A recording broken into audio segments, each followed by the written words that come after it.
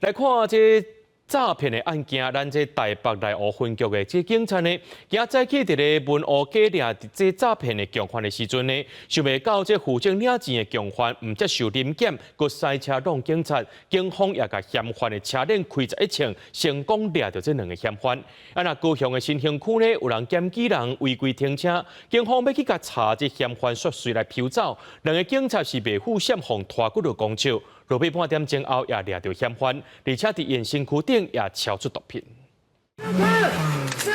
下车！警方抓前甲白色轿车拢围调的，啊，毋过驾驶毋惊，阁想要加速逃走，毋冲弄附近社区的围墙，阁想要开车弄警察。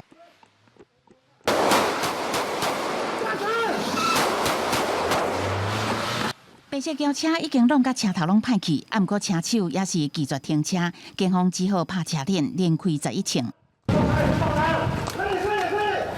19早起，台北市内湖分局的员警顺线前往文湖街查缉诈欺车手，要约交涉假投资诈骗的诈欺车手到现场，结果车手拒绝警方拿查，警方前方危急砸下轿车的车链，有2个员警的脚去枪支卡弹倒，转来受伤。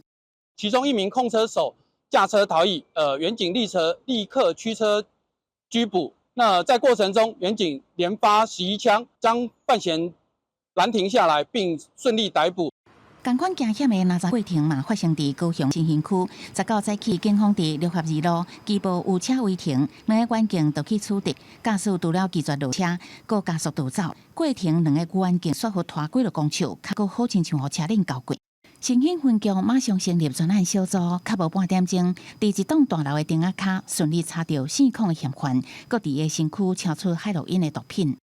巡逻员警请其下车接受盘查，不料驾驶恐难，拒检逃逸，过程中造成2名员警跌倒擦挫伤，意识清楚无大碍。4控嫌犯互人逮捕了后，依照妨害公务也甲毒品危害防治条例罪嫌，甲伊移送侦办。好在这2个员警敢若手甲脚切着伤，送医检查了后无要紧。记者综合报道。